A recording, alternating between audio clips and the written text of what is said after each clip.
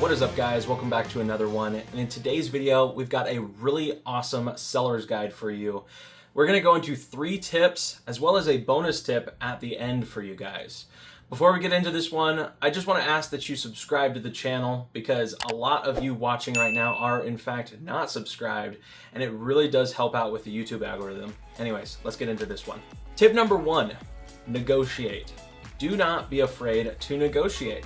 A lot of people want to give you an offer. They want to feel like they're making a good deal and they're getting a good deal. And so do not be afraid to negotiate, especially if it's a first-time customer or a potential first-time customer. And I just feel like there's a lot of times that I see in vendor videos where someone walks away from the table and they didn't even necessarily lowball, but they just made an offer that was under market. And when that person walks away, you just lost a potential customer for life. And let me explain. If you vend at local shows and you do that continuously, you start to run into a lot of the same people. On top of that, if you have a business or a platform, like let's say you have an Instagram and you post some different raw cards that you want to sell. If you share that Instagram with that person at the table, or you give them a business card, then that person can not only be a customer at the next card show, but also they can be a customer on your Instagram or whatever platform you have.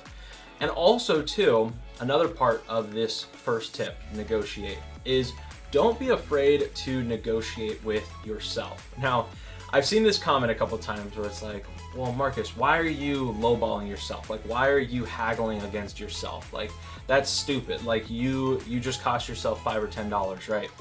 But in my opinion, sometimes people are just really afraid to negotiate. I think that might be a tip that I put in my buyer's guide, because I will be coming out with one of those soon. Which is, I just feel like a lot of people are nervous, especially if it's their first card show. They're nervous to put an offer on the table. You know, they either will buy it for the marked price or they'll walk away.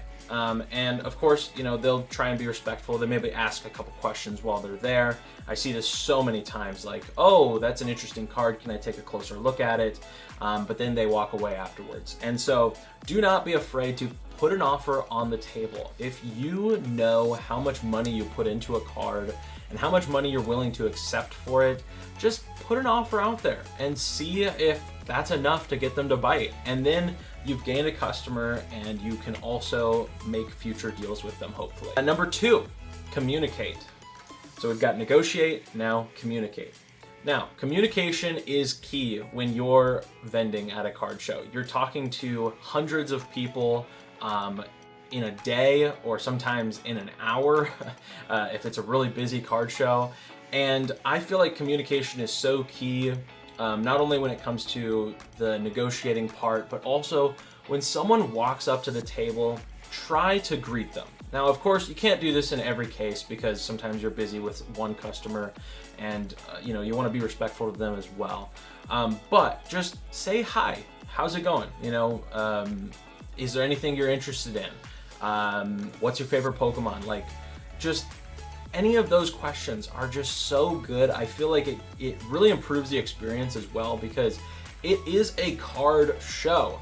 All these vendors are creating this environment for everyone. And I mean, imagine if every single vendor was just cold, sitting back in their chair, didn't greet the person when they walked up to the table, just on their phone.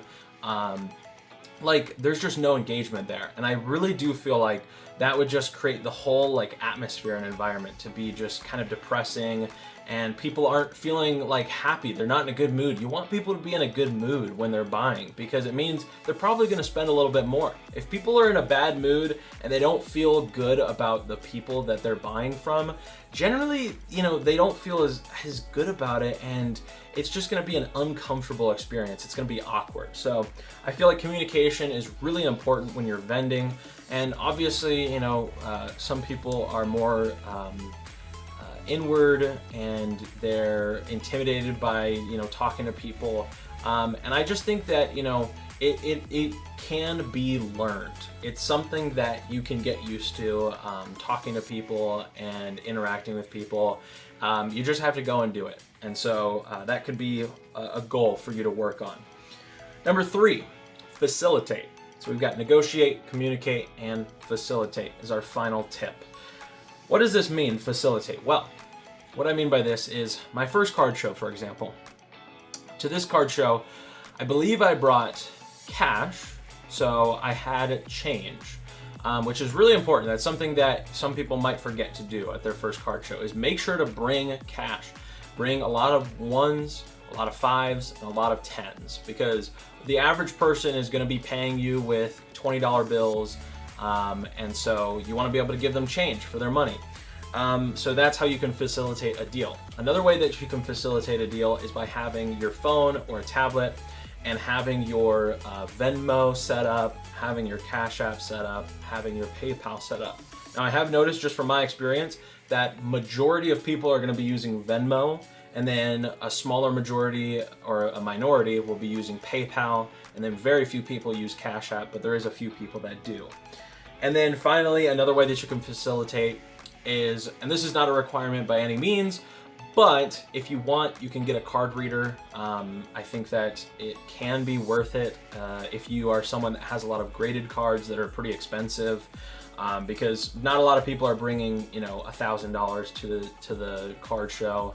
Unless it's like a front row card show or Collecticon, maybe in that case. But for the most part, people are not prepared to dish out a lot of money.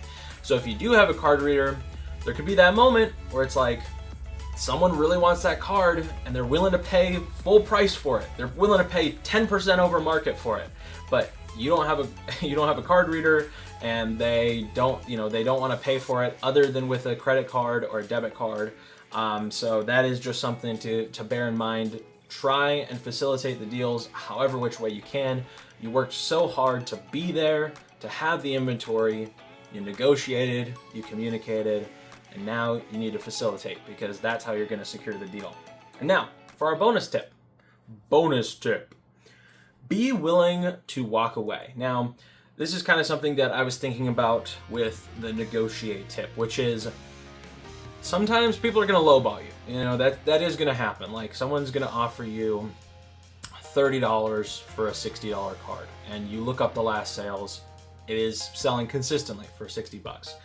And sometimes I feel like, yes, you can just make the deal happen, but also at the same time too, do you want a regular customer? Do you want an ongoing customer that is going to be offering you 50% of the market value? And personally, I feel like I'm not really like invested in securing that customer, because that customer is going to be someone who probably continually does that, and I'm going to end up losing a lot of money later down the road. So I feel like being willing to walk away is such a huge asset when you're at a card show, not only for when someone makes an offer that's really low, but also too when it comes to trades and buying, which is such a huge aspect of card shows. When someone comes up to you and says, "Hey, are you buying or trading?" I get that question so often, and the thing is I would say only about 10% of the time does the person actually pull out cards that I want, like cards that I'm like, oh, that's something I can sell quick. That's something that people are gonna like. That's only about 10% of the time. So 9 out of 10 times, the person comes up and they've got a bunch of like $5 to $10 cards that are just gonna be kind of weird, like, just either moderately played cards that not a lot of people are going to be interested in, or they have very like nuanced stuff like a CGC pristine 10 or a perfect 10 or a black label. Like, those ones are cool, don't get me wrong, but they're very nuanced and it might take a while to sell. So don't be afraid to turn down buying something, even if they are willing to only get 70 to 80%. Be willing to turn that down. And also trades too. If you have something that is good, like it's an Alt-Art Rayquaza VMAX from Evolving Skies, if you have that card and someone offers to trade you $400 worth of stuff for, at the time, it's worth $300, if you know that it's going to be way harder to sell that $400 worth of stuff, just turn it down, because it's going to be way less of a headache to just sell that one card for $300 than just really struggling to get $400 for the stuff that you traded. So don't be afraid to walk away. That is all of my tips for you guys today. Hope you guys enjoyed this one. I do really feel like these are very key to vending, so I very much so suggest practicing these and getting adjusted. Appreciate you all. Make sure to subscribe to the channel, like this video if you liked it. That's all from me. We'll catch you in the next one.